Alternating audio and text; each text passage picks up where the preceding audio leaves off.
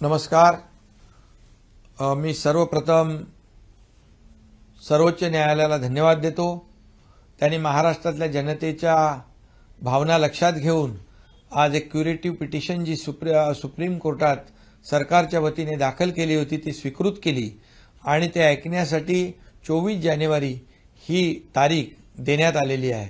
मराठा समाज शैक्षणिक, सामाजिक आणि आर्थिक मागास कसा आहे हे सिद्ध करण्यासाठी सरकारच्या वतीने आमची वकिलांची निष्णात फौज पूर्णपणे ताकद पणाला लावेल, पूर्णपणे भक्कमपणे बाजू मांडेल आणि मराठा समाज शैक्षणिक आणि सामाजिक मागास कसा आहे हे सिद्ध करण्यासाठी सर्वतोपरी प्रयत्न करेल।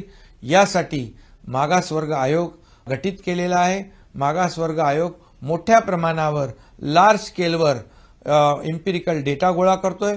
मराठा समाजाची अवस्था काय, मराठा समाज कशा परिस्थितीत राहतो, मराठा समाज शैक्षणिक आणि सामाजिक आणि आर्थिक मागास कसा आहे हे आकडेवारीनुसार या ठिकाणी जो आयोग गठीत केलेला आहे तो एम्पिरिकल डेटा गोळा करेल, जेणेकरून मागच्या वेळेस मराठा समाजाला देवेंद्रजी मुख्यमंत्री असताना महायुती सरकारने आरक्षण दिलं होतं, ते हायकोर्टामध्ये टिकलं होतं, परंतु दुर्दैवाने सुप्रीम कोर्टामध्ये मराठा समाज मागास सिद्ध करणं हे यामध्ये महाविकास आघाडी अपयशी ठरली होती। त्या त्रुटी दूर करणं, ते ऑब्झर्वेशन जे आहेत हे लक्षात घेऊन हे मागासवर्ग आयोग हा एम्पिरिकल डेटा गोळा करेल। त्याचाही फायदा या ठिकाणी सुप्रीम कोर्टामध्ये दाखल करणे किंवा बाजू मांडणे यासाठी त्याचा फायदा होईल आणि मला वाटतं या मराठा समाजाला एक आशेचा किरण या ठिकाणी सुप्रीम कोर्टाने एक नवीन विंडो, एक मराठा समाजाला दिलासा देणारा निर्णय घेतलेला आहे। त्यामुळे मराठा समाजाने देखील संयम ठेवला पाहिजे। माझं आंदोलनकर्ते इतरही कोणी असतील, जरांगे पाटील असतील, त्यांना देखील आता आंदोलन करण्याची वेळ येणार नाही अशा प्रकारची भावना, अशा प्रकारचं मत आमचं आहे।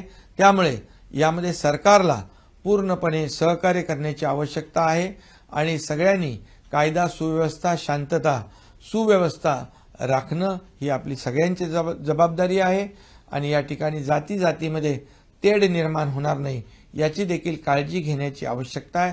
त्यामुळे सगळ्यांनी संयम बाळगावा, शांतता बाळगावी आणि 24 जानेवारीला सरकारच्या वतीने पूर्णपणे मराठा समाजाची बाजू सरकारच्या वतीने या ठिकाणी निष्णात वकिलांची फौज भक्कमपणे मांडेल अशा प्रकारची खात्री मी या ठिकाणी देतो। आमचं सरकार मराठा समाजाला आरक्षण देण्यास कटिबद्ध आहे। आमची सुरुवातीपासून भूमिका आहे मराठा समाजाला आरक्षण देताना ओबीसी असेल, इतर कुठल्याही समाजावर अन्याय होणार नाही याची दक्षता, याची काळजी घेतोय आम्ही आणि ती भूमिका सरकारची आहे आणि त्याचबरोबर आम्ही प्रामाणिक प्रयत्न करतोय। प्रामाणिक प्रयत्न केल्यामुळे एमपीएससीच्या अधिसंख्य पदांना मॅटने दिलेली स्थगिती कालच हायकोर्टाने उठवलेली आहे। शेकडो विद्यार्थ्यांना यामध्ये दिलासा मिळालेला आहे, त्यांना अपॉइंटमेंट मिळतील, त्यांना रोजगार, नोकऱ्या मिळतील। हा देखील एक प्रकारचा मराठा समाजातल्या विद्यार्थ्यांना न्याय मिळालेला आणि त्यांचा विजय आहे आणि म्हणून प्रामाणिकपणे सुप्रीम कोर्टात देखील मराठा समाजाला न्याय मिळवण्यासाठी आम्ही प्रयत्न करू। सरकारची भूमिका एकदम स्पष्ट आहे आणि त्याप्रमाणे सरकार काम करते।